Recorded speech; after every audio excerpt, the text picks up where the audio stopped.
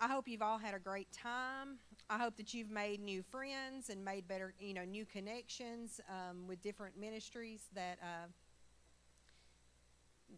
you can use. So, Keaton's up here going to help me this morning. This is Keaton.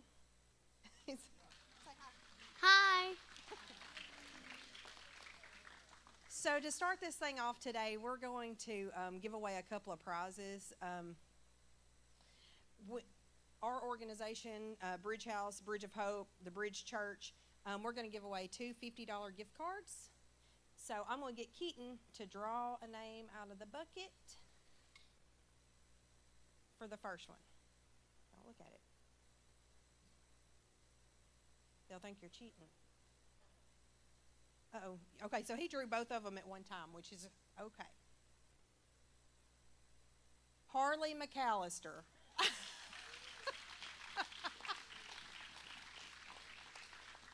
And the second one was blank, so we're going to draw one more, okay, Keaton?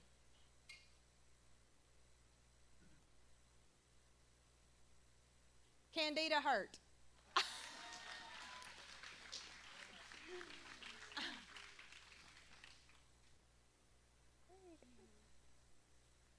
And then we have Stacy Baxter with Home of Elroy that's going to come and give away their door prizes.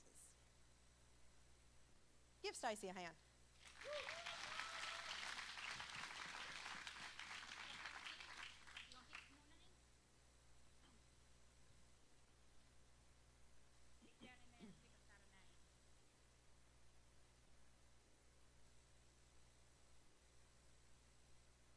Jana Lewis. Is she in here? She has should to be be. present to win. She's here. What size? All right. Jana Lewis. All right. You want to draw another one? We'll go with. Yeah. I'm gonna give her this, and I'll draw me another one.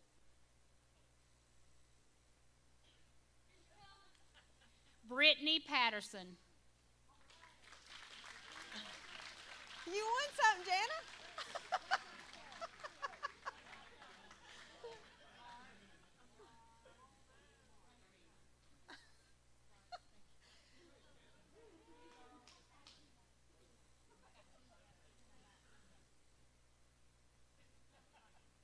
All right.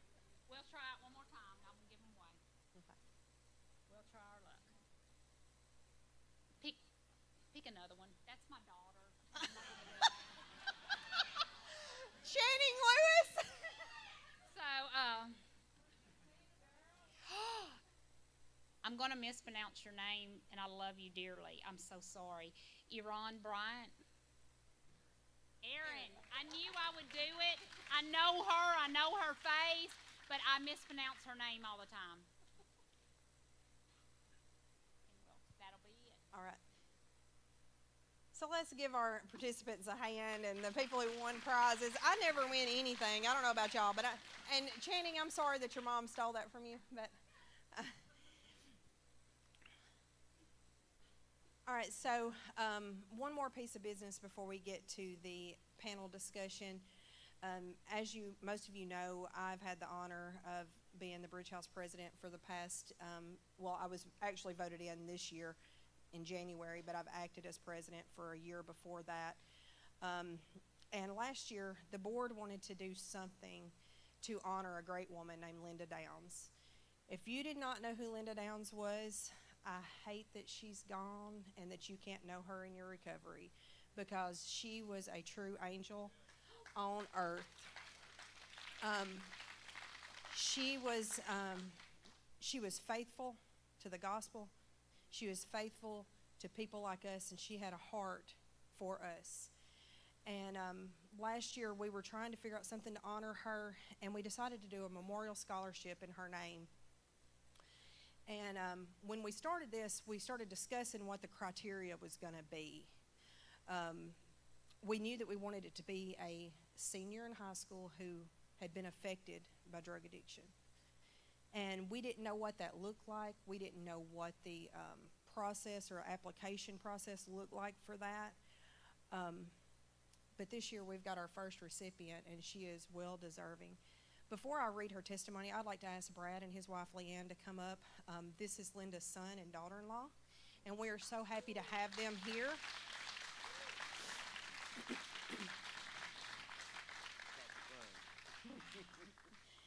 And I would also like to ask anybody who is on the bridge board to come up. If you don't mind, Salome, Hillary, Stacy, Nisha. Yeah. So give this family and this board a hand, y'all. Without them, we could not run. So I remember telling Brad and his family at Linda's funeral, the only thing I knew to say was thank you for sharing your mother with us. Because there were times that she was at Thanksgiving dinner and she was talking somebody down off the ledge, instead of spending time with her family. But that's just who Linda was. So now I want to tell you about a lady named Katie.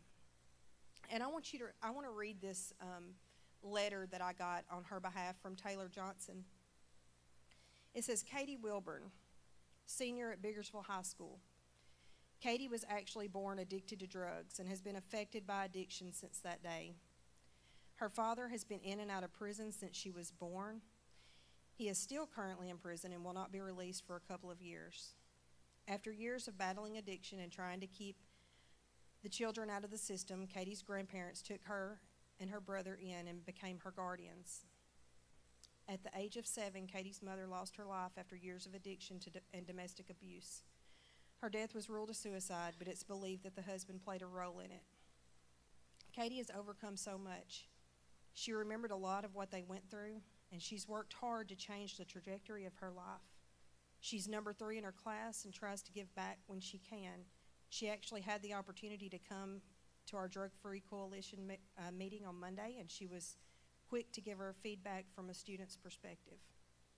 She has recently shared her testimony and stated she wants to help other kids that have gone through what she has went through and continues to go through with her father being incarcerated. Katie would most definitely benefit from this scholarship. She fit every bill for this scholarship, and she is so deserving. So, Katie, I want you to come up, and we're going to present you with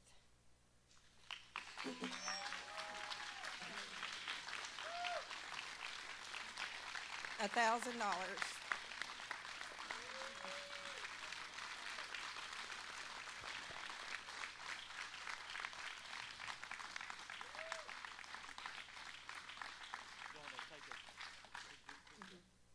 We want to get a big group picture too.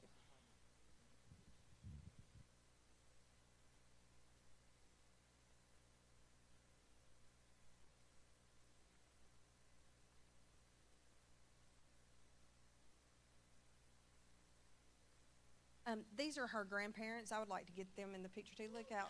Look, they're the real MVPs here, grandparents that take up the parents' slack.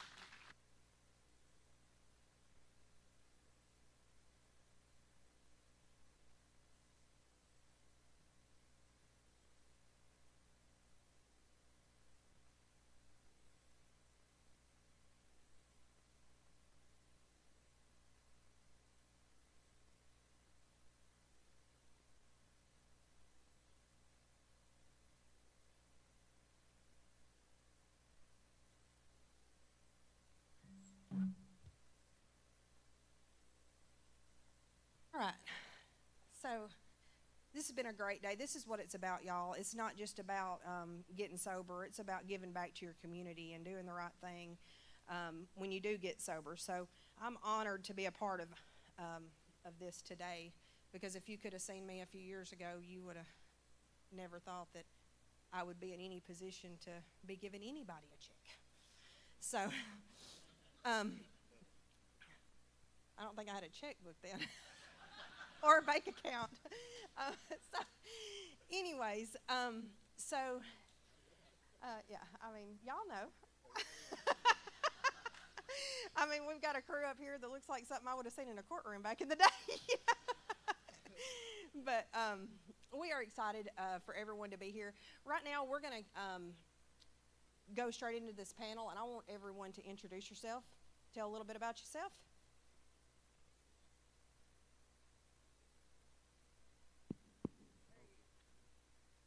Hello, my name is John White. I'm the father of a recovering addict many years ago. I'm also your first Judicial District Intervention Court judge.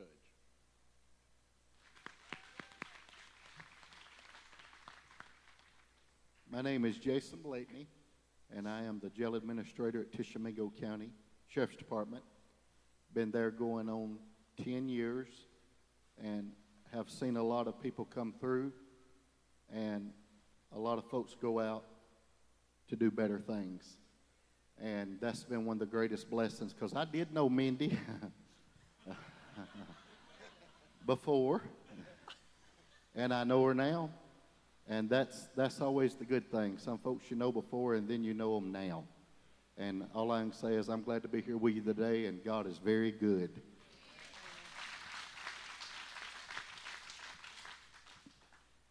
Good morning. I'm Nick Bain. I am a lawyer from Corinth. I'm a former state legislator from Corinth as well. And I serve many hats now. One of those is I'm the Tishomingo County Public Defender, and looking forward to today's discussion. Good morning. I'm Xavier Neal. I'm a certified mental health therapist with Timber Hills Mental Health. I'm also a youth court official with Tishomingo County Youth Court, as well as the Juvenile Detention Center therapist in Alcorn County, and I'm on the Mississippi Certified Emergency Response Team.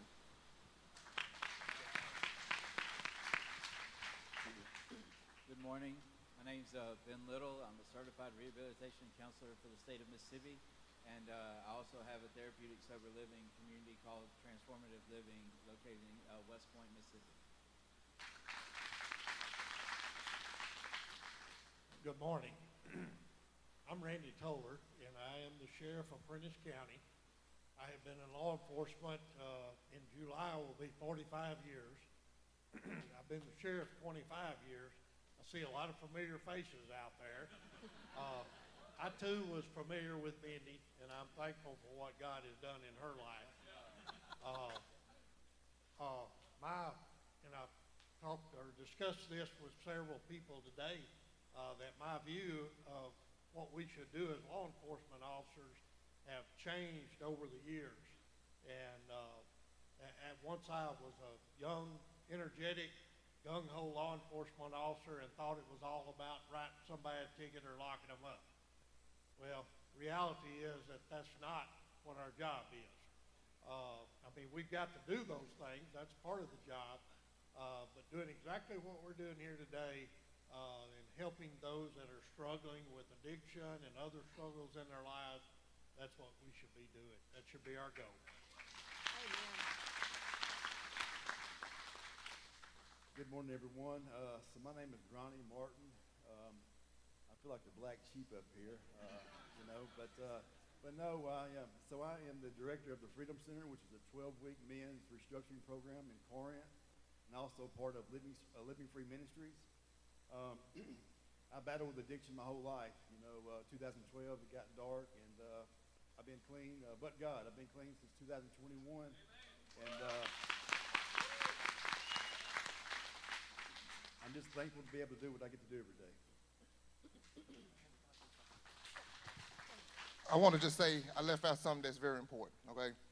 When I told what I done, I cannot go home and not get this off my chest because I got to get it out. I'm also the director of the Teen Initiative Program formerly at AOP. That's how I met Mindy, many other people. So I could not let it go without also speaking it because it's very special to me.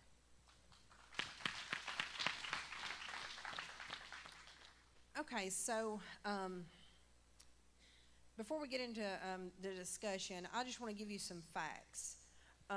There are two things as a recovering addict that are readily available to me at my disposal anytime I want them, and that's alcohol and kratom. Those two things I don't have to go to the dope house to get. All I have to do is go to the gas station. What kratom is, if you do not know, it's an herbal substance that produces opioid and stimulant effects. It works off the same receptors as morphine. So you get the same high and the same withdrawal, sometimes worse withdrawals. Currently it is legal and accessible in the U.S. Right down the road here, you can buy it. Some people say they use kratom for pain relief. Some people say they use kratom for withdrawals from opiates. There are all kinds of excuses, because I had every excuse in the world when I was a drug addict to get high too. But that does not make it safe, because it's not safe. And you might say, well, I don't know anything about that, or I don't know anybody. Well, I do. I know somebody personally, several people personally. And I'll tell this story. I had this girl that I was working with a few years ago, and she was addicted to kratom. And I was trying to help her, and it's hard whenever you go into a gas station, you can just buy it over the counter. And she said, well, I use meth too, but I've got some meth in my pocket, but I'm going to go sell this meth because I got to go to the gas station. Y'all, that's scary. That is scary that somebody would want to sell their meth, because I would have never sold a sack of meth to go get something at the gas station. So I realized right then that this was more serious than what we could ever imagine. And I'm going to have Tommy Wilson come up here. I'm going to meet you down here, Tommy, because I want you to, it's different when you know somebody personally that's been affected by this. So I want Tommy to tell his son's story, and we're going to have to step out, because it's going to have feedback. But I want him to tell Bronson's story, because you know what, we knew Bronson. We love Bronson. Bronson's been in this church before, and I just want you to put a story, a personal story, with what we're talking about today. Well, thank you. Thank y'all for being here today. I knew Randy Toller when he was 45 years ago and had a lot of energy, and seemed like he'd be everywhere I'd go.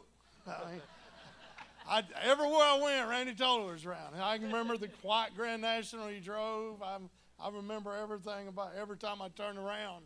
Randy Toller was in my neighborhood. Well, I guess I was in Randy's neighborhood. I don't know. We was together a lot. But look, let me tell you about Bronson Farr. Bronson was my son.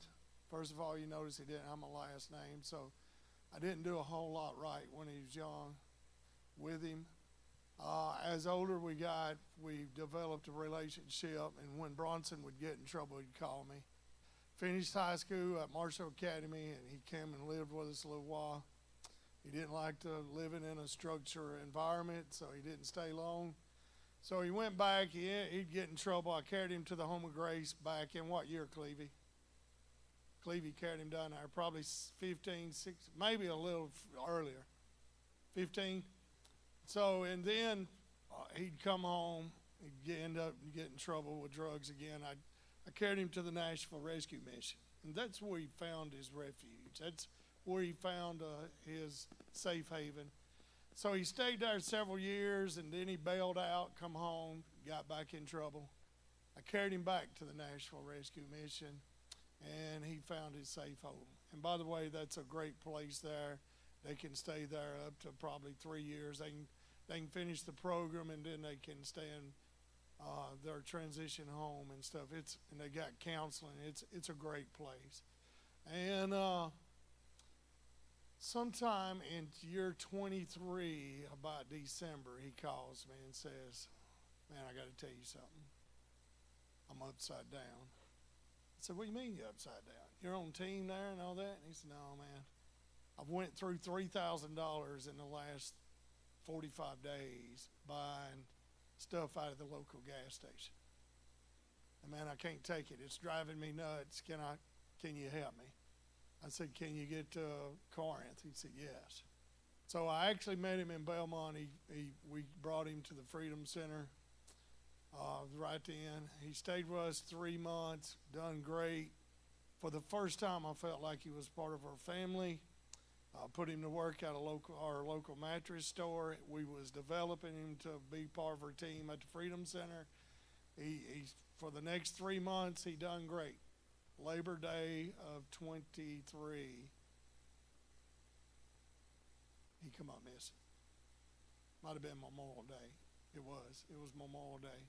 Me and him and my wife had just went out on a boat riding. Next day he was putting up water slides. Supposed to meet at the store about 4 o'clock that afternoon to go pick him up. He never showed up. Just come up missing. I just got him a little car, his first car he'd ever had. He was 32-year-old. I knew he'd probably end up back in Nashville. I was in the hospital with a legit thing, Sheriff. He knows the story. But about 4 days later, they called me from Nashville and say Bronson's with us.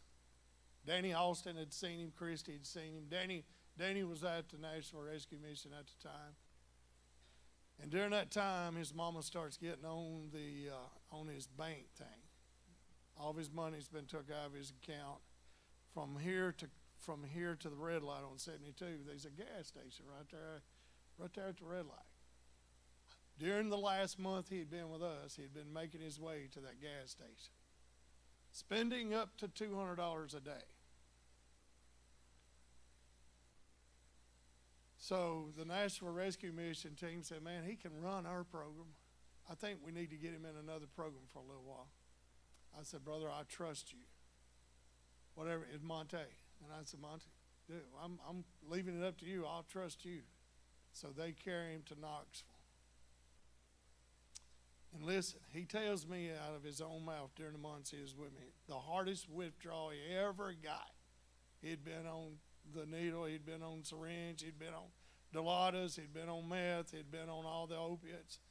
He said, the stuff I can buy in the gas station is the hardest withdrawal. He said, he called me Tommy. He said, man, it just messes with my brain. It just absolutely drives me nuts. So he's in Nashville from Thursday to Monday. They put him on a bus, send him to Knoxville to that mission there. Sometime that Tuesday afternoon, he walks out of that mission and walks to a big bridge and jumps off that bridge and takes his life. I'm just saying, I think, and me and Nick has talked a lot about this, he couldn't take the withdrawals no more. He couldn't take the craziness of what was going on in his mind no more, and he thought the only way out. This past weekend, I was at a Living Free convention, a retreat up in Chattanooga. And on the way out, we go downtown Chattanooga, and they were having a big festival thing, and a lot of people. So we walk out across the bridge. Now, he took his life in Knoxville, but I'm about halfway across the bridge, and I'm thinking, what was he thinking? Why? There's some questions I'll never be able to answer. But me and Bobby Capps done his funeral, and Bobby asked that question, and I'll leave with this what he said. When Bobby spoke that day, he said, what did we miss? What did we miss? Because we thought he was doing good. But because of a local convenience store that's able to sell this junk across the counter, we missed something.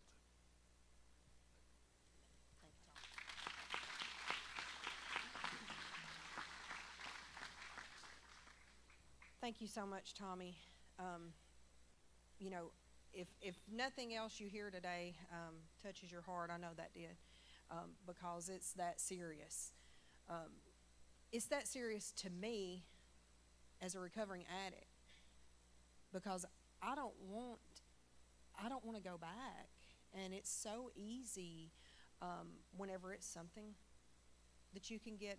You don't even have to go to a doctor. You just go in there and say, hey, give me a bottle of this kratom, and they'll give it to you, you know. So we're going to move on to our panel. And Nick, can you kind of tell us what our government is trying to do to ban this stuff in Mississippi? Yeah, let me start by adding some context. When I was in the legislature, I served as chairman of Judiciary B. Now, what that was kind of the public safety committee where we dealt with a lot of drugs. We dealt with law enforcement issues, other social issues. And I'm going to bring some context, and I'll bring that home to answer that question. In 21, I was chairman, and one of the things that we set about to do was to limit the access that youth have with vaping. We believed that there was studies showing that vaping was leading and being a gateway to other stuff, that youth were being targeted with that. So after a lot of hearings, a lot of discussion, we developed a bill and a law that passed that limited and added the age of 21 for vapes going forward. And what that brought about a new discussion about something called tianeptine, which Tommy just talked to you about. Tianeptine was, again, located and made readily available in gas stations, and we went through a lot of discussions with that. And in 2023, we scheduled tianeptine. We made it a Schedule III drug. For those of you who don't know, there are different types of schedules for drugs, whatever those schedules are. However, that drug, the severity of that drug, it's scheduled a different way. So we Schedule III, which made it illegal to possess it or sell it, and basically took it out of the gas stations and made it very hard to get. Bring that to where we are now. Now kratom is at the forefront of the Mississippi legislature. I'm no longer there, but I do a lot of lobbying and government relations, and one of the groups that I do that for is the Mississippi State Medical Association, which are your doctors, your health care providers, the people who see this on a daily basis. And our position was we wanted to do the same thing with kratom that we did with tianeptine, which was to schedule it, to make it illegal to possess, to make it, meaning that if you got caught with it, you go to jail, okay? The other side of that's a very powerful lobby, a very strong lobby, a very well-funded lobby. Their position was, get this, we will let it be taken off the shelves or put behind the counter, and the person has to go there to ask for it, meaning that they know it's bad for you, meaning they know that it's a problem, but they still want it to be sold. So you had these two competing views at the legislature that we've been working through this year to try to figure out what to do with kratom. So now what the product and the end product of what, and this is the process of making legislation and making law. Sometimes, Ronald Reagan's got a great quote that says, sometimes half a loaf is enough to get full on. So sometimes you take what you get, you take what you pass. So now what is going to happen is we're going to ban synthetic kratom for anybody under the age of 21. So we kind of meshed what we do with vaping with what we're doing with tianeptine. So under the age of 21, nobody can sell it. It should be out of the gas stations starting in July. We'll watch that, but it's not going to be scheduled, which is what we want. I say all that to say, Mindy, in 21 we started this conversation with vapes. It evolved into tianeptine. It's evolved into kratom. I say all that to say something's going to happen with kratom. It's going to be off the shelves. It's going to be limited. It's going to be regulated in the near future. But there's going to be something else. And that target is always moving. And the only full way to be aware of that target is to know that it's always moving, that there's always going to be something else. So that's where we're at. Okay. I'm so sorry, y'all, but there is a white Kia Sorento in the parking lot with their lights on. So if you drive a white Kia Sorento, your lights are left on in the parking lot. Your battery is going to be dead. You might need to go check on it. Okay, so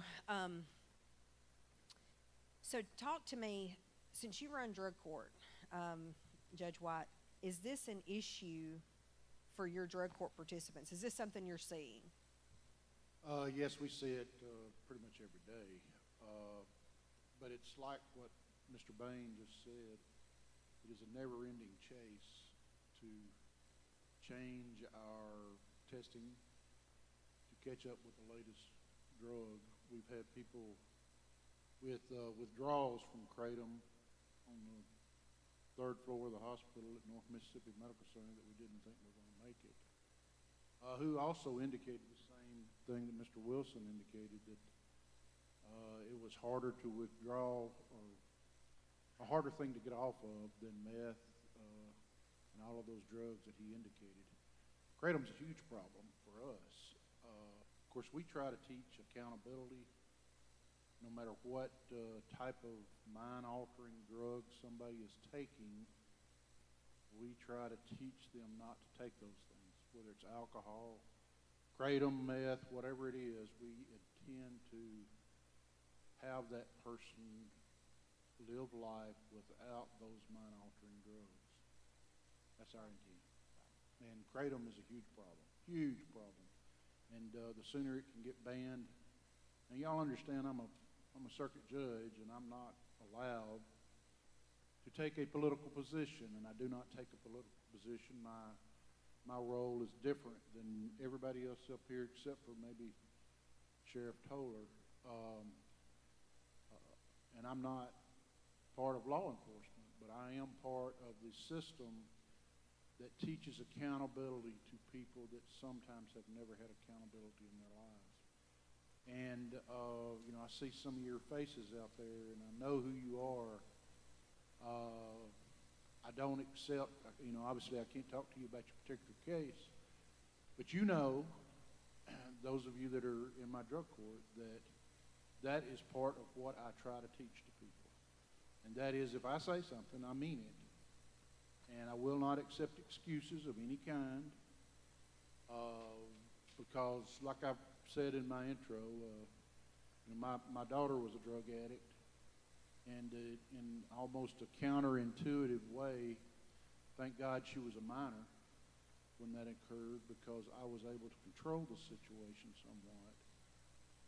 Once you get to be 18, your parents lose that control, and it becomes much harder to handle the situation sometimes. So I was very lucky in that regard, and my daughter's great. Got two of my grandkids, takes care of them and her husband in a wonderful way. But she got through that the hard way. So all of you that are here, particularly those that are parents of people that are drug addicts, I've been where you are.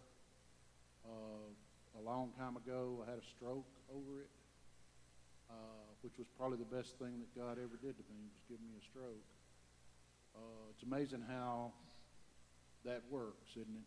Sometimes the worst thing that can happen to you is the best thing that God ever did to you. Mm-hmm. Amen. But I've been there. I've seen the heartache. I've lived it. Awesome.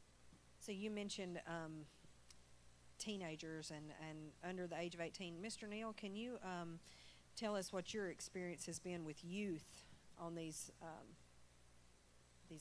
gas station drugs?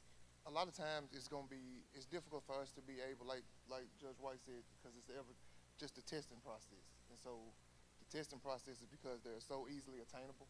So therefore, we may come in and we may be testing for harder drugs, but at the same time, once we see what the damage is being done by these drugs, we have to go and pinpoint, okay, exactly how do we find out if the teens are using these substances. So therefore, it makes it kind of difficult from us from a mental health professional, because it affects your mental health. So therefore, we have a lot of resources that we can refer out to, that we can kind of keep them in. But now, as long as they're under 18, Mississippi has a shortage of drug rehabs for teens. So we have to go through a route to where, from the mental health aspect, to be able to provide services to them. But as far as focusing solely on rehabilitation for A&D, Mississippi only has possibly 2 facilities that we can go, that the child can go in and be able to get the services. Right. My daughter was in Sunflower Landing, which I am grateful for. Yeah. It's about the only which one they up shut in down the and just open back up, and I think they take females only now. So therefore, yeah. So that resource is something that we have to go another route and focus solely on the mental health aspect of it. Right. Okay, so what is the answer here? Okay, so like Ben and Ronnie and we have transitional homes and rehabs for men and women. And how do we test for that? Like what is the answer to that? Like how do we keep these out of our workplaces? How do we keep them? Because gas station drugs might be legal, but so is alcohol. But you can't take a 6-pack of alcohol into your workplace and drink it at your table while you're in between your shift. So we've got to figure out how we can keep our employees safe and keep our houses safe. So what do y'all have to say about that? So, unfortunately, for me, I think the answer is you can't, as the present system is in place. And the reason why I say that is, as we talked before, there's the next thing. Well, the next thing's already out. They developed kratom sticks. We get kratom sticks, so now we can test you for kratom. So they found out that we could do that, so they started manufacturing something else. So there's already another gas station drug called Vivazine that has the same effect, still gas stations, same accessibility, but currently, right now, it will not pop on my kratom stick, and it won't pop on any of my other drug tests. So it's already out. So I think that the mindset has to be, as you said earlier, as a former drug addict, is eliminating altogether from the accessibility of a gas station. Understanding that there's nobody at the gas station that has the ability to regulate. And unfortunately, there's not a gas station drug that is regulated. It's Right. not FDA approved. It's not Right. approved by the Drug Administration. So you're really just trusting that whatever that label that got printed by whoever is actually what it is. But 9 times out of 10, I've had somebody take the liquid and have a seizure and have to be resuscitated in a parking lot of a treatment center. As ICU for 6 days in Tupelo because he drank liquid tianeptine. And it's so much of a risk now, because I used to say that I used to fear for the people that were alcoholics and I was a drug addict, because I would at least have to go somewhere, go Sure. to the neighborhood, go to the house to get it. And for an alcoholic, it was always, you see it everywhere. Yep. Well, now, unfortunately, the gas station dope has made it as easy as alcohol, and where you can't even if my guys go, because my guys go to work, so we promote that. So we can put a GPS on their vehicle and know where they're going, but we're trusting them to go to the gas station just to get gas and hoping that whenever they go in to pay for that gas, that they're able to overcome the addictive mentality and lack of impulse control and choose not to get something that's so readily accessible at the checkout counter. Right. Absolutely. So, Yes, so Ben hit the nail on the head. As far as we're always behind the ball, trying to play catch up. But Nick, I want to thank you for getting that Zaza or gas station heroin off the streets. I'll be honest with you, I thought the gas station stuff, Mindy kind of hit on it. I always thought the gas station stuff was kind of comical. It's a joke, and so that's not a real drug. But Bronson's funeral, me being a pallbearer at Bronson's funeral, really opened my eyes. And now, weekly I get calls. Guys are mixing this. There's some new kratom, some super kratom that's super addictive, like Judge White mentioned. But the withdrawals are awful, and the guys are mixing it with other hard drugs. And it's just tough. And what scares me is for the kids. They're putting mood enhancers. They're putting food supplements. They're not putting this as a vicious, addictive drug that can ruin your life. They're packaging it up like it's candy, and it's scary. So I'm thankful we're in the right, going in the right direction to get this stuff off the streets. Amen.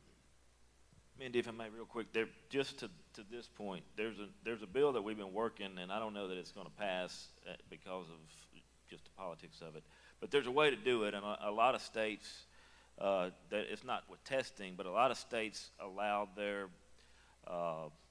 Department of Public Health or whatever a screening mechanism. Basically, any drugs or anything like this that comes in, it gives that Department of Health the ability to go in and screen what's sold over the counters.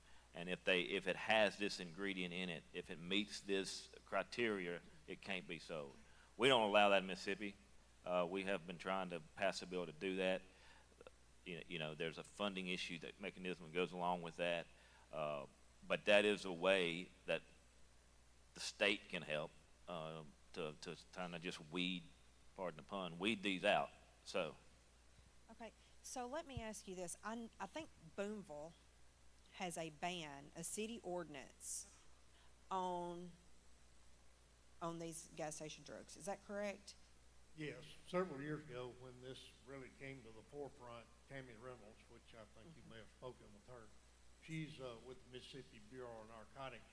When they first started seeing this epidemic, she took it upon herself to go to nearly every municipality, to their Board of Aldermen, and try to get, because there was no legislation to address this, she went to all these Board of Aldermen meetings to address this in an effort to get them to pass an ordinance which would basically eliminate it as best it could within the municipal boundaries of those cities that pass this ordinance. And of course, it was usually a misdemeanor, or it is a misdemeanor, as far as any kind of penalty as far as that ordinance goes. So Boonville has done that. I deal primarily with out in the county, and I think we've only got like 3 little small stores out in the county. So we've still got the problem, but it's not as bad out in the county than it is where you've got a concentration of gas stations. And to be honest with you, we get reports, even though they're within the city limits, we get a report almost weekly of at least one gas station there in Boonville of still trying to sell this stuff. Okay, Mr. Blakeney, do you know if Tishomingo County or Iuka City, I know you work for Tishomingo County Sheriff's Department, but do you know if that might be in the works for them or if they have a ban? Yes, I also serve on the Board of Aldermen here in Burnsville, and been serving for a while with Nisha as well, and we did the same thing. There was nothing to kind of fight that within the state, so we did that the same. We passed an ordinance to keep it off of our shelves here. And it's something that you encounter a lot of, and like Mr. Bain said, and like Sheriff Toller said, you get something done, and you get it to where you can kind of handle it, but they're already working to create something else, to bring right back to replace it.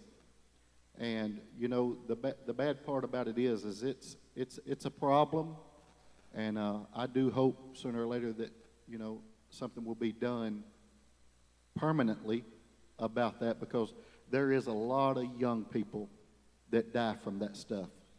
And I've seen that firsthand as well.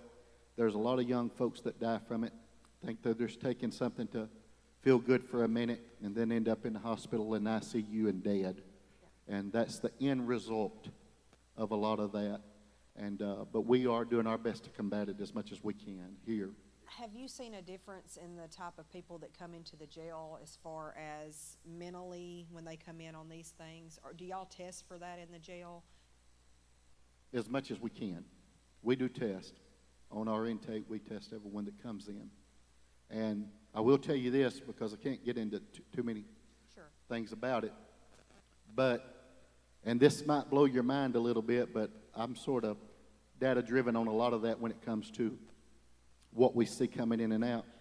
And from January of 24 to this date, we have had incarcerated and brought in 2,255 people. Okay? That's just in a little over a year. Small county. But I'm going to tell you something that will blow your mind even more than that. Out of those 2,255 individuals that have been brought in, 97.6% of it is drugs. that's something. That's almost all. And if it's not drug-related crime, it's drugs itself. And it's very sad to see. But I want to say this, that I do appreciate what y'all are doing. I appreciate what this church does, because I know you're big in recovery, and that's a great thing. And a lot of people tell me, they say, well, you know, a lot of people call me Brother Jay, okay? I pastor as well, not far from here. So even a lot of the inmates, they don't address me as Mr. Blakeney, they call me Brother Jay, which is okay. And a lot of what I see is this right here, that a lot of people that come in, they don't desire to stay the way they are. You got to understand that. A lot of times it's something else crying down deep within them. They don't want to be like that. And if you ever will start to see, even as a county, as a community, that's somebody's child. That's somebody's daughter. That's somebody's dad, or even mother. And a lot of times people would ask me, they'd say, why in the world do you allow so many preachers to come into this jail? Well, because I know the final answer at the end of the day is Jesus. At the end of the day, it's Jesus. He's going to be the one that delivers you. And I appreciate every avenue there is to reach out for help. I really do. You should offer that. But at the end of the day, we know who our real healer is. Amen? His name's Jesus. Amen. Sorry. Not sorry. That's right. We appreciate that so much. And we appreciate y'all letting us come in there. I know we come in every Monday night to the jail in Tishomingo County. Every inmate in Tishomingo County Jail gets Jesus on Monday nights, I know for a fact, because we're in there. Let me say this too. To finish up on that, we have 12 different ministries that come in. And this can be from groups to 3, unless you're like the bridge and bring in half the congregation. And that's okay too. We don't have a problem with that. We don't have an issue with it. But they do. And going back to that, somebody had asked me, they said, why do you allow so many in to do this? I said, because, look, I said, that is truly where it starts. It's an open door. And if you allow that in while a person's down, while they feel beat to death and there's no hope or no way out, and you let somebody come in to talk to them while they're at that point in their life, you might be surprised, but somebody's going to get a hold of that.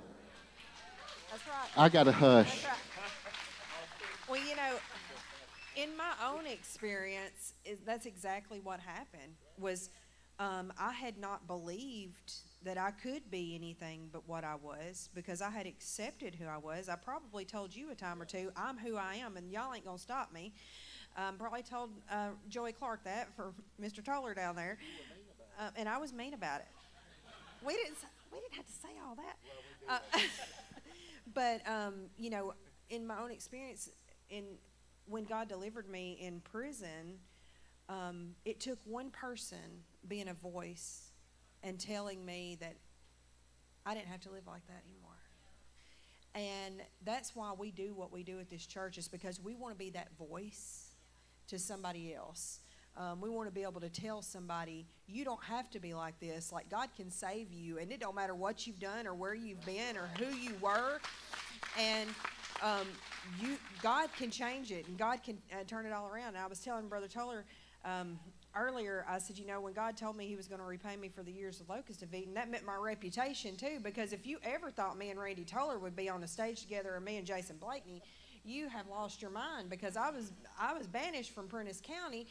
They told me never to come back, so I went to Tishomingo County, and they finally sent me to prison. So, anyways, I think we're going to take some questions from the audience. Do y'all have anything? I'm going to come down there with the mic. I'm going to turn it off while I walk down here, because it's going to have feedback.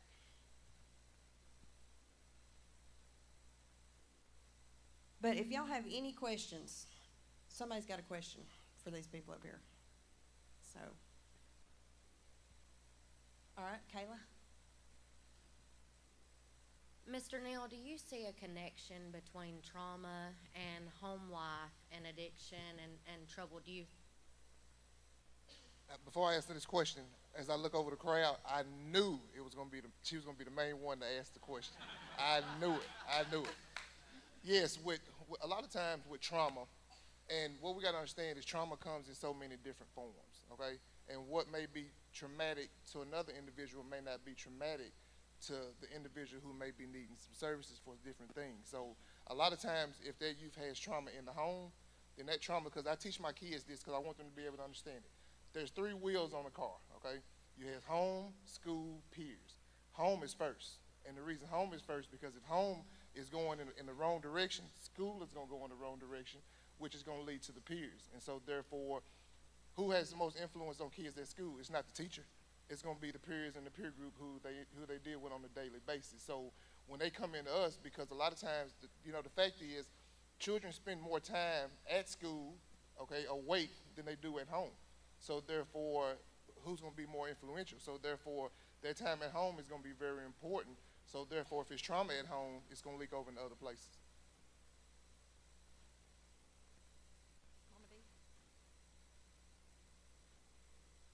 I just had a question. It may sound silly, but we're in Iuka, Tishomingo County, and you see, we want our city to grow.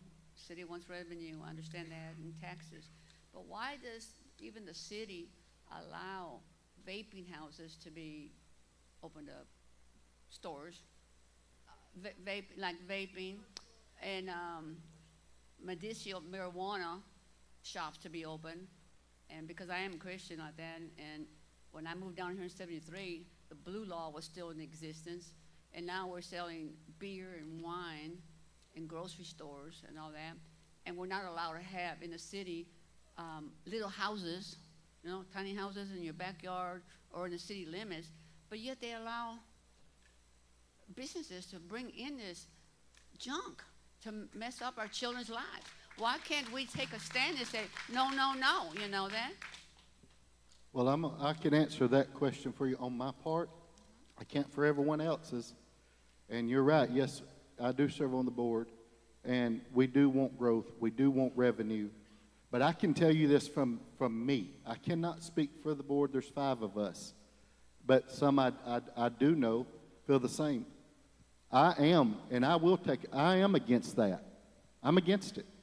And it was not long ago we were faced where there was someone wanting to come in and, put in one of the dispensaries. And I personally am against that. I have voted against it and will continue to vote against it because you've got to, at some point, you've got to figure out what is it worth the gain?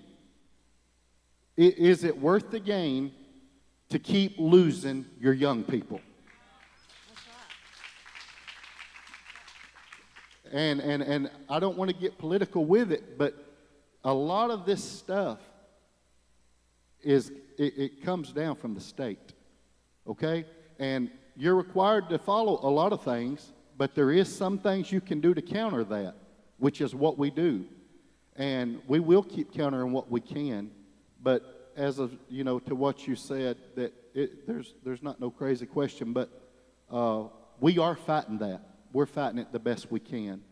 But it's more than 1, it's more than 4, it's more than 5. When you've got a problem like we've got, when I just told you there was 2,255 people that came to jail in a year, and 97.5% of it was drug-related or drugs itself, that is a county problem. Yes. It's a county problem. It is definitely a problem. I don't know. I would dare to say it does not matter if you've been in church all your life and you're sitting in this audience. I would dare to say that you have been affected by drug addiction in some way in your life. Even if it's directly or indirectly, you have had to deal with some kind of addiction problem, because even if you've been stole from by a drug addict, you've been affected by drug addiction. I would dare to say everybody in this audience has been affected in one way or another. So it is definitely a problem, and we don't know how to fix it. all I know to do is try to get people better. And I think that that's something that we all have in common. That's why I chose this panel, is because I see, you know, everybody here is trying to work toward that. Prentiss County does an amazing job at this. Prentiss County, Taylor Walker will call me from the interview room with a girl that he's just arrested and say, Mindy, can you just talk to her? Because she's not dealing drugs, she's not selling drugs, she's not making money. All she's doing is she's using, and she's a drug addict. Like, she needs help. So they do a really good job at changing the stigma of lock them up, throw away the key, and try to get them some help. And we appreciate y'all for that so much. So, If I can, I'll comment about that. I'm thankful that I've got some young guys like Taylor and Aaron Stoltz and several of my key people within our department. And their mindset, I've seen it change over the years to what Mindy just referred to there. Rather than just doing your interrogation, pressing the charges, and locking them up, now, if they see potential or hope in somebody, they refer these people to people like Mindy or Amy Shook and ask them, come up and we'll let you talk to them and see if we can get them some help. I've heard some of these others speak about, and Mindy just made that statement about how drugs, or everybody in here, drugs has affected us in one way or other. Of course, in my line of work, yeah, it affects me. But personally, I have a daughter that suffered from opioid addiction, so it doesn't matter if you're a sheriff's daughter, it still can affect you. She did 3 years on diversion program successfully, but she is still taking Suboxone or Subutex, so she's still struggling with that, and that's something you will become addicted to as well. Sure. And basically a substitute for the opioids. And but she's still struggling with that. Y'all be in prayer for her. Talking about the gas station drugs, I was elected sheriff and took office in 2000, which was at the height of the methamphetamine problem with the meth labs and shake and bake. It was so easy to obtain the chemical precursors to make methamphetamine, everybody was doing it. yep. The one ingredient that you had to have that could be regulated was the Sudafed that was in a lot of our common cold medications, and the state legislature saw fit to pass a prescription Sudafed bill. Well, my guys, before that, when you had to go to the counter and show your driver's license and get it, and it was easily obtainable, all my guys had to do was go to Walmart and sit and watch pharmacy and follow the people out then, and there was a charge for possession of precursor. Well, they did that. We were locking up 6 or 7 a week for possession of precursors. The legislation that made the most impact of anything that I can remember in a 45-year career was that prescription Sudafed law, which we went from 6 to 7 arrests a week to 0 for a whole year once that law went into effect. So that does make the point that legislation can make a difference. Now, the legislature has went back and took that away, so it's not prescription now, but at the same time, we haven't seen it gradually going back to that because the actual meth coming out of Mexico is cheaper now, and it's cheaper to buy it than it is to make it. In saying all that, going back to the gas station drugs, around that same time in the early 2000s, spice was becoming prevalent. And one of the things we started seeing initially was the psychological effect that it was having on people, and us not necessarily knowing what was causing that at the time, but when you're seeing little green people sitting on your couch or staring at you and things like that, and your car stopped in the middle of the street, and you're up on top of the car, and they're surrounded by ninjas, something going on, and it creates that psychological. Those things are real to those people. Yeah, Some absolutely. of you may experience that, but when the state legislature went to create statutes to eliminate the spice, all the chemists did was go in there because they had to put the chemical name in that statute. And all those chemists did would go in there and tweak the chemicals a little bit and change it so it'd make it legal then. So it was a constant thing going back, having to add different things. And it's a battle you're not going to win in that respect. And I hate to say that, but we've got to look to something else there because there'll always be something else. Prentiss County, Tishomingo County used to be dry. If you were going to drink, what would you do? You'd go to that West County and get it and bring it back home. Well, that's the same thing that's going to happen with these gas station drugs. As long as they're legal in the state of Mississippi, people's going to go wherever they got to go to get it. So I don't know what the solution is. I'm the one that's tasked with dealing with the problem. We'll deal with it the best we can. But I appreciate all these people that's on this panel. I know nearly all of them, have worked with them in different respects, and I just appreciate the opportunity to be on this panel.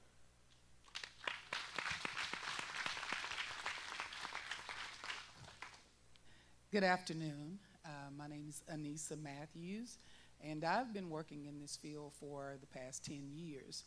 My question is, because I see it over and over again, I just took a young man to Columbus for behavioral health while he was detoxing from fentanyl. My issue that I see that's most prevalent is no one is hitting the head of the snake. We're chopping at the body because we have arrests, we have different programs that are in positions such as even my own. However, the head is not getting hit. So whenever I talk to different ones that are in authority, sometimes, most of the time they cooperate, but sometimes I hear, well, we don't want that. We see this right now. We see that this arrest needs to be made. And I'm so thankful that Sheriff Toller from Prentiss County says, hey, now I've come to terms with understanding it's more than just locking up someone. So how do we hit the head and destroy it? Yeah, Nisi, I'm going to tell y'all a story real quick. When I first started practicing law, I was in Jackson, Mississippi. Some of you have heard this story. It's one of my favorites to tell, but it illuminates a lot of things. I was practicing law in Jackson, Mississippi, and if you know Jackson, there's 55 and there's 20 that runs east and west, and 55 that goes north and south. Pearl is right outside of Jackson, and they have a lot of interdiction programs and have people that intercept a lot of drug activity. So I get a call. I'm a baby lawyer. I get a call. Somebody's been busted, and at the time it was a federal case, and they held federal inmates up in Madison County. So I go and interview the guy, and I get discovery and look at some stuff. Okay, so it was a white box fan it was dolled up with DirecTV on it, had all the graphics, had 1-800 number on it. I mean, it was immaculate. It looked like a DirecTV van. We've all seen them, right? You've all seen them going down the road. They put a lot of time and effort making this van look like it was supposed to look, but they forgot one thing, Judge. They forgot a car tag. Didn't have a tag on the back. So Pearl police struck on that, and they stopped it. They stopped it right there on I-20. They call the dog. The dog hits. They open up the van, and it's got all kind of stuff in there, your coax cables, your tools, and all that stuff. But underneath all that was this built-in compartment. And in that compartment was, you don't see this much anymore, Sheriff, was 1,000 pounds of fresh white powder cocaine. $10 million street value at the time. So I'm going up to Madison County, and I'm interviewing the guy. He was from Juarez, Mexico. And he said, look, my dad needed surgery. I got paid $3,500 to drive this. I said, okay, fine. And he said, my job was not to deliver it. My job was to get caught because the big load was behind me. It's $10 million worth that they were ready to eat. And I'm saying, Nisi, to cut the head off the snake, when I was in the legislature, what we kept seeing over and over and over was fentanyl coming across the border. To cut the head off of the snake is to close the border. So that's a problem. And I think they can tell you that sheriff just testified the reason the meth is doing what it's doing and you're not seeing meth labs is because the meth's coming across the border cheaper and cheaper and cheaper. So anyway, that's the opinion of a washed up politician.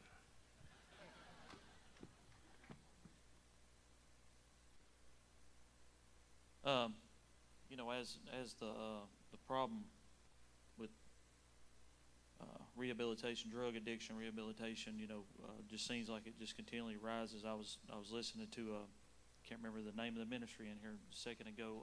Had 18 different facilities up North Tennessee, and they was talking about how they're, you know, stay full, or, you know, and we're seeing that every place is full, and we're just constantly building and building more facilities. And at some point, you know, I think, and I don't know what this looks like, but I know that, you know, having a faith-based nonprofit, being there from the beginning, the Bridge House, and seeing other faith-based, you know, nonprofits, some point I think that we've got to figure out, or maybe the government's got to figure out how to pour funding into faith-based, because they need that. And, you know, and here we are, and I know without us having to sacrifice, you know, our key beliefs, and I do know that I don't know what that criteria looks like. I don't know what, you know, what it would, you know, whether it be, hey, if you're established for a certain amount of years, you know, is it been open for 5 years? Do you have a program lined up that we can look at, or whatever the case may be? And I don't, you know, and I think we've never really minded necessarily working with, I'd say, non-faith based, you know, whatever to figure out solutions, because I do think there's a mental health prospect, you know, part of it that people, Mr. Neal, that people have got to deal with, and there's ways to look at it from a different perspective. Of course, we're always going to look at it from the, you know, from the Jesus perspective, right? And but I don't mind joining, you know, up to a certain point, and figuring out what that gray area is a lot of times, and working together. And we've never been necessarily against that. But how do we get government to start saying, you know what, we need the churches more now than ever? So I may not be the likely person to answer this because I don't work in government. But I'll just get all mine out at one time, because I think education is the key. I think knowledge, and what I mean by that is I have learned in my 5 years of running a treatment center and now having my own, that a lot of ministries and organizations see this field as competition, instead of seeing the competition is the evil and the addiction and everything outside of us. And if we don't do it together, we can at least do it shoulder to shoulder.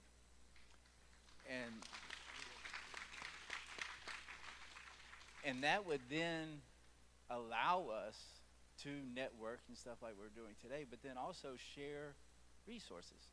So the reason why I wanted to speak is there's actually this county, I know this for, I don't know, what county?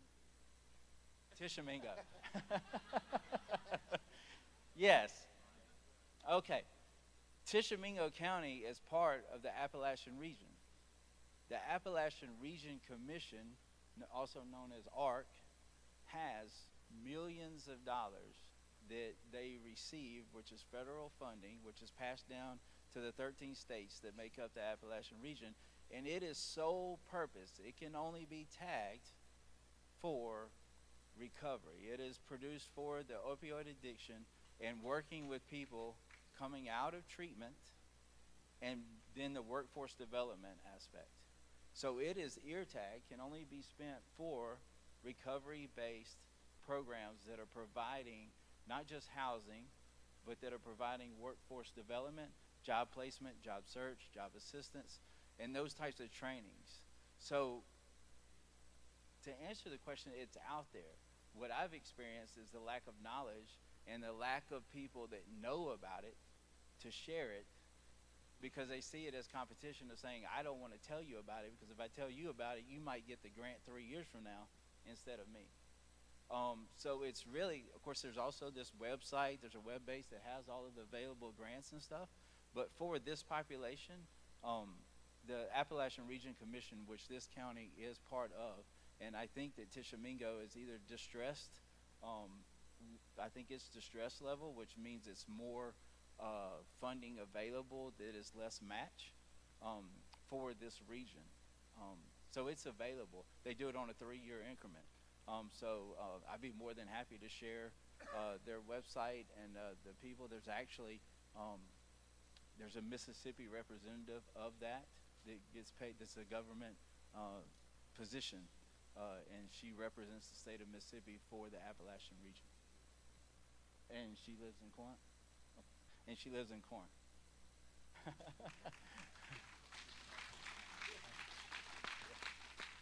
And then just to follow up, talking about the gas station dope, I had to learn. So my sobriety started when I was in prison. So back, I'm a little older than some, but I remember Yellow Jackets. And the reason why I say Yellow Jackets is because back in my day, we would go to gas station drugs. To me was Yellow Jackets. We would take a Yellow Jacket if we wanted to stay up all night, if we were going to go to the bar or the club and kind of offside alcohol. Well, I was never aware of anybody dying or anything from Yellow Jackets, and I knew that it was a speed-based substance. So when my guys in my program and stuff start talking to me about gas station, that was immediately what I went to. And so I start playing in my mind, well, there's a lot worse things out there besides gas station dope. So therefore, it doesn't need to be my primary focus. Well, then the more I research it and the more that I see it firsthand, I think that society needs to understand that this is not speed. This is not Yellow Jackets. This is opioid-produced chemicals that is affecting your dopamine levels, which is not only causing you the withdrawals, but it's also unregulated and it's causing you to have physical ailments which could lead to death. And it is prevalent in deaths because the more restricted we do on street drugs, and now all of a sudden I don't have to face criminal charges by getting this from the gas station, society as a whole needs to understand that this is not Yellow Jackets. This is not a speed-based substance. This is an opioid-produced substance that is killing people. So I think that if we can make society realize that this is something we need to understand is different from our day and age. It has progressed into something that is truly detrimental to the life of the person that's consuming it.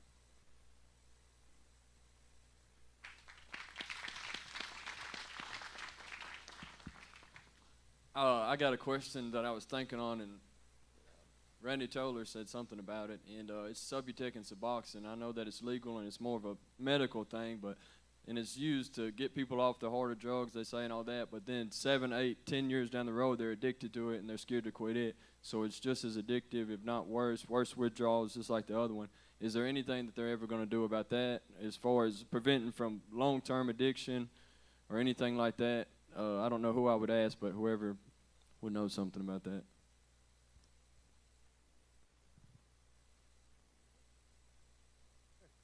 They call it medically assisted treatment. I deal with it myself. Best practices in intervention court requires us to accept MAT, we call it. How many of y'all are drug addicts? You know what I mean. You know what the solution to your problem is? You and Jesus Christ. I tell my people in drug court all the time, who was the second greatest man that ever walked the face of the earth? Second greatest. Jesus was first. I always say Paul. Without the Apostle Paul, we don't have the New Testament. Until his road to Damascus incident, he was doing so much worse than any of y'all. He was killing Christians. He was torturing them. And the way I try to treat people in my drug court is I might be talking to the next Apostle Paul. Now, I'm there to give you guardrails. You're not going to go across this guardrail, and you're not going to cross that other guardrail. And I'm there to teach you accountability. Until you become accountable to yourself, without me, then you're not cured in my eyes. I'm not there to just get you off drugs. I'm there to help you create a new life for yourself. And that means your own time. You're accountable to your parents, to your God, and to yourself. Okay? Now, I have to be very, very secular in what I do. The people in my drug court know you have to go to a secular location to get your first treatment. However, the second time you have the right to choose. And I find that religious, faith-based treatment is much better than secular treatment. There is no doubt about that in my eyes. And the reason is, even in the 12-step program, it says you must find your higher power, whatever that is. And I have to say it like this, and I mean it. A drug addict is the most narcissistic you-know-what in the world. And until you find something that means more to you, then you're going to be a drug addict. And you're not a human or a man, in my eyes, until you find that, or a woman, okay? And whatever that is, so I mean, in 10 years, everything that we've said up here is all true. And we're going to fight, Kratom. In 10 years, there'll be another group up here, and they'll be saying that about Kratom Jr., whatever it is. And until we change ourselves, it doesn't matter. Okay? I don't really have a question, but I want to just honor you. Joey Clark told me one time, Sheriff, that, you know, you see so many times you tried to help somebody and it stumbled. Sooner or later you get cold-hearted, and every once in a while you need to see a victory. I know Judge White, Nick Bain, Randy Toller, and Ronnie Thayer's helped us. I want to show you something. Tyler Wilson, would you stand up? Sheriff Toller let me get that boy out of jail to carry him to God's house of hope. If Sheriff Toller hadn't done that, Tyler Wilson wouldn't be here today. Kyle Jackson, stand up. Stand. Sheriff Toller and Nick and some other ones has helped me with Kyle Jackson. Kyle Jackson wouldn't be here today if some of these folks wouldn't help. Braxton, stand up. Sheriff Toller? Who else? I'm just saying that I wanted to show you that sometimes you get a gold nugget. And let me let you on something. Tyler Wilson's a big gold nugget. Because he was one of them. Sheriff knows. Nick's been in court with him a lot of times. Tyler was one of them guys walking the street just laying his arms. Now he's on the street preaching Jesus. And stuff. So sometimes when you give somebody an opportunity, I just want to show you. Sometimes you get a gold nugget. I love that. I love that. Real quick, Mindy, since we're going to go off for a praise, Chris Brush. I went to high school with Chris. And if you never thought anybody wouldn't be here, Chris Bush wouldn't be here. So that's a praise item right there. That's awesome. That's awesome. All right, we go. My name's Larry Golden, and my son probably on the back there probably wondered what that old man going to come up there and say. But anyway, I was one of those people that thought Kratom was okay. My son was a drug addict, but I thought Kratom was better than being on other drugs. And I found out the hard way that it wasn't, because he lost a good friend of his. And what I'd like to know is, Mandy, is there any news people here? I know we try to get out the word, but we got 3 counties represented here, basically. I'd like to know about news people that might say something on TV that Kratom could be very bad, you know, or on the news. If it's got older people like me that still watch the news, that don't do everything on TikTok or Facebook. I don't even have Facebook, so. But anyway, that's my question. And I think that's a great question because people don't know. It's like Ben said, they assume that we're talking about white crosses, mini thins, and yellow jackets. That's not what we're talking about here. So how do we get people to be invested in spreading the word about this? What is the answer there? I think it would be events like this. That's a start. You know, it got to start somewhere. So right now, so many people get the word around through social media. We were just sitting up here talking about the news, which I'm not as old as some of them, but social media is a huge influence on not only just adults but children as well. And so therefore, I think that by doing events like this, social media, you know, word of mouth, I think just getting it out is going to be the way to get the word across. Because you know what? When you hear somebody say, or when you see somebody, you're like, oh, they're on meth. Ugh. Oh, they're on heroin. Oh, well, they're on fentanyl. I hope they don't die. But you see somebody in front of you buying a gas station drug across the counter. It's just normal. And it's the same thing. It's the same thing as all these drugs that have all these stigmas. So how do we, I mean, and part of that is part of the problem because it's so, there's no stigma on it. There's no, you know, people think that it's all right. Just like he said, he thought it was okay until his son lost someone that he loved. So. And I'm going to say this, and I can only speak for myself and my family, but we've experienced this, and I believe everyone has been touched by this. You know, I lost a sister, and a lot of people don't know that because it's nothing that we share a lot, but very hard, very, very hard thing. And she was not just my sister, she was like one of my best friends. And I've seen personally what it does, what it can do, and a lot of times what the end result will be. But, you know, the question's asked, what do we do? This is what you got to do. You got to raise awareness. You got to raise awareness in your community that people understand that this is serious. And a lot of times, you want me to tell you the downside to it? A lot of times people do not take this serious until it affects them. That's always the downside to anything is, well, I'm okay with it if it's your child, if it's your sister, your daughter, but now when it becomes to mine, it's different. No, the Bible told us clearly, you know, and the thing about it is it says to love thy neighbor as thyself.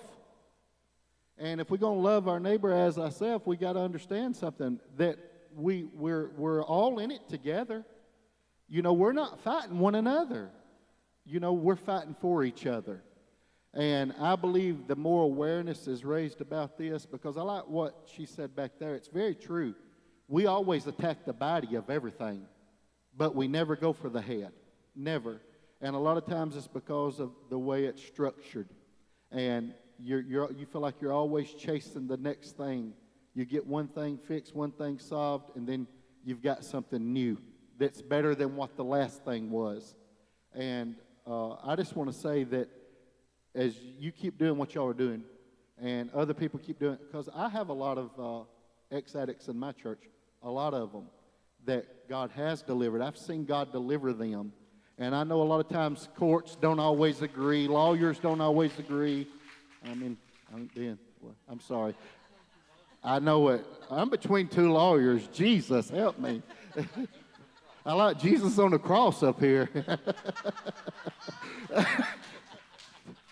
Amen. No, they're friends. But anyway, Jesus was a friend of sinners too. But let me hush. Hey, it's about community.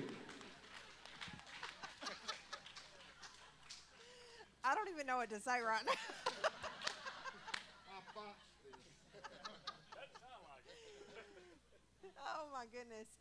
So, go ahead, Ben. So I just want to add one thing. You may think I promise you I don't work for the government. I'm not political. But I would actually, to answer your question, put it on the community. Because the reality is what's taking place here today, these conversations need to go into the neighborhoods.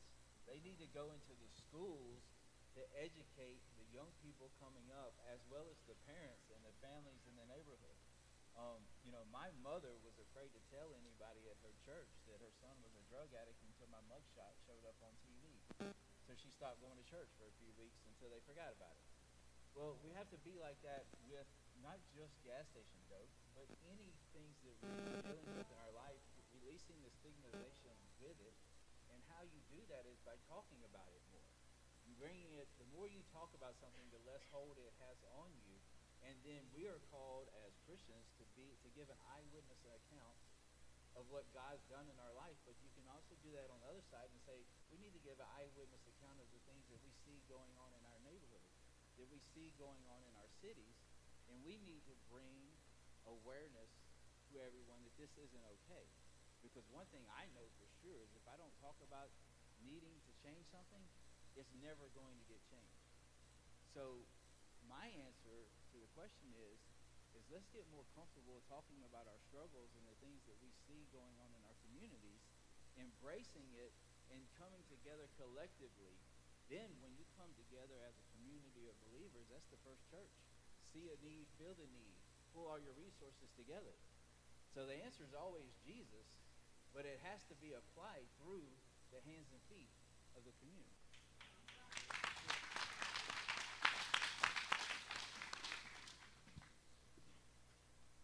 Okay, we're just about out of time because we do have lunch today. Does anybody have any more questions for these panelists? Anything that can't wait? Oh, okay, my mama does. Uh-oh. I don't know about this. Oh, Lord. Jesus. No, I'm just kidding.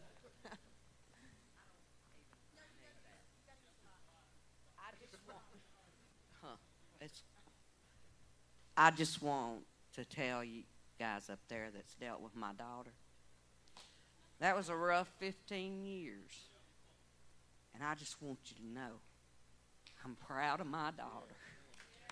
She has overcome so much. She has her children. She has a family. 6 years ago, I'd tell you never would be. But I just thank God for this girl right here.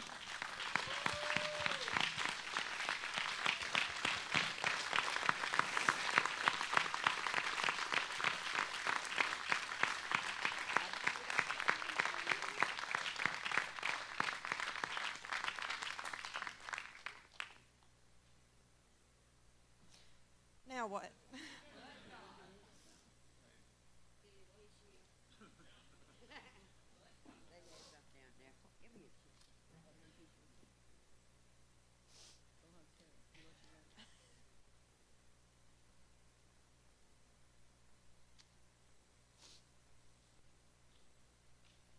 Yeah, she wouldn't have gave you a nickel for me 6 years ago.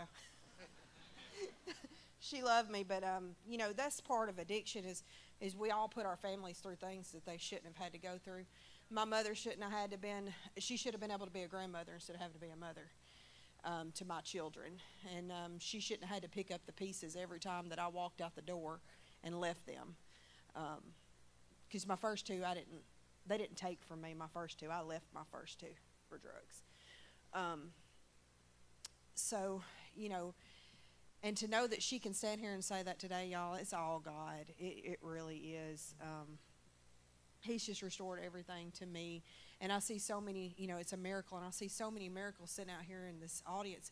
If I started naming names, we would be here all day, like people that have overcome so much. Tandra Keller has overcome so much just in the past couple of months. I'm so proud of her.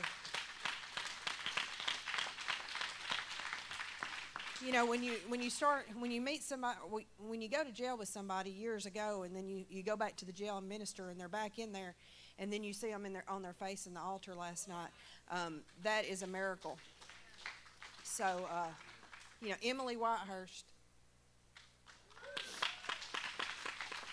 met her in the jail, and I mean, she is a true product of being able to go into the jail and minister to these women, because we met her in the jail, and she got out on a Tuesday, and she was sitting here at this church on Tuesday night at a meeting, and she has become part of our leadership team. She's going back into the jail now. I'm so proud of her. Ashley Trujillo, thank God for Prentice County.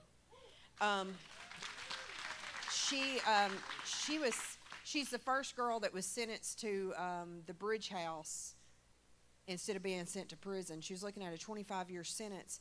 Prentice County helped me. They made the phone calls. They got people behind me, and instead of her going to prison, she come to the Bridge House, and she's doing great. She's got, I think, 14 months clean, 15 months clean. So, and I'm going to say this too. Blaine Farr, stand up. Let me tell you about Blaine. Me and Blaine, baby, we have been down the road together a few times. And here she is representing a ministry today, and has overcome so much. So proud of her.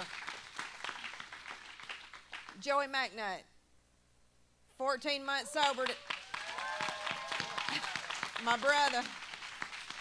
So, like I said, if I started naming all the miracles that I see sitting in this audience today, I would be here all day. Mindy, But, I got to interrupt you just for a sec. Not about Nick or John. I know they already feel like sinners at this point. John said a while ago, he said, I'm nothing more than a thief now. But I want to say something too. A lot of you I've seen in here, and you have seen me, and our paths has crossed in different ways. But I want to tell you something. While we're talking about miracles, I want to tell you one that I was so glad to see God do a miracle for, because the boy literally tormented me to death, and that's Jason Heavener. I'm very thankful for what the Lord has done for him, because anytime he come, look at Barb in there, boy, she's shaking her head hard. Anytime he come to jail, he was what we call the jailhouse lawyer. And you always have those, okay? They always know more than anybody. No, they're rough. They're rough on us. And whenever they used to call me and tell me, they'd say, well, we're going to be bringing Heavener. I'd say, my God, somebody work on getting him out right now. Because if not, he's going to have everybody in here convinced they can just walk up out of here.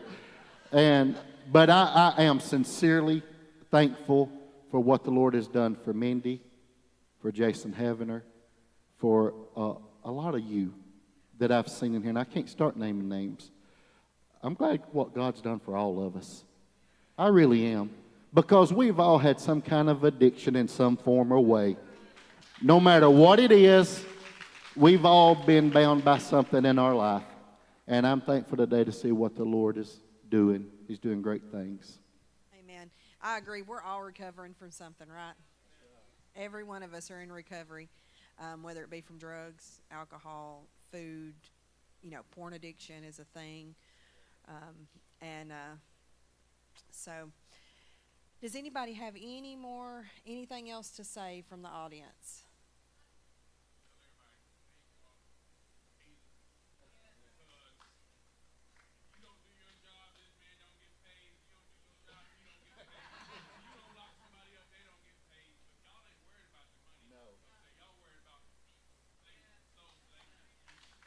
Amen.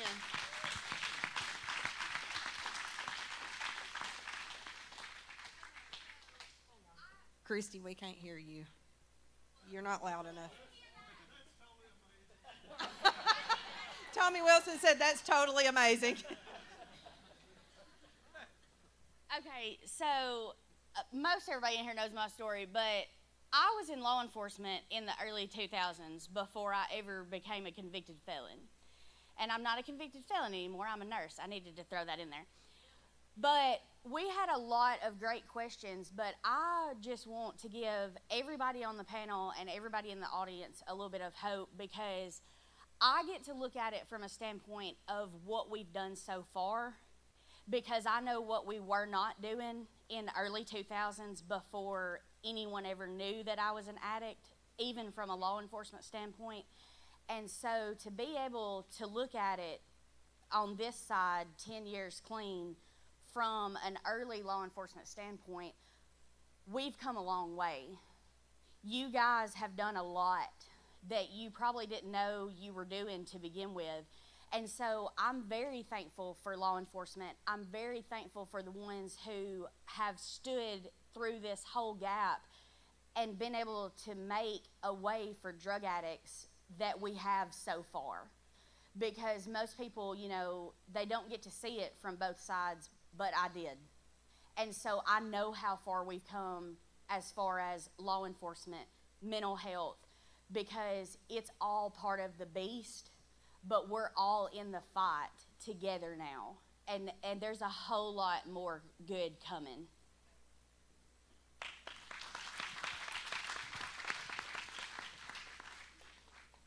All right, y'all, we're fixing to wrap this up. Listen, we've got food over here for everybody in the fellowship hall. We have revival tonight at 7 o'clock. Listen, we didn't leave here till about 11:30 last night.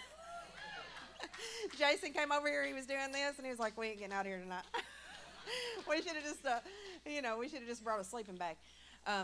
But we do have revival tonight, y'all. It's amazing. It's going to be great. 7 o'clock tonight, we have revival continuing in the morning at 10 o'clock. So I want to invite you all to be a part of that. And y'all give our panel a hand one more time.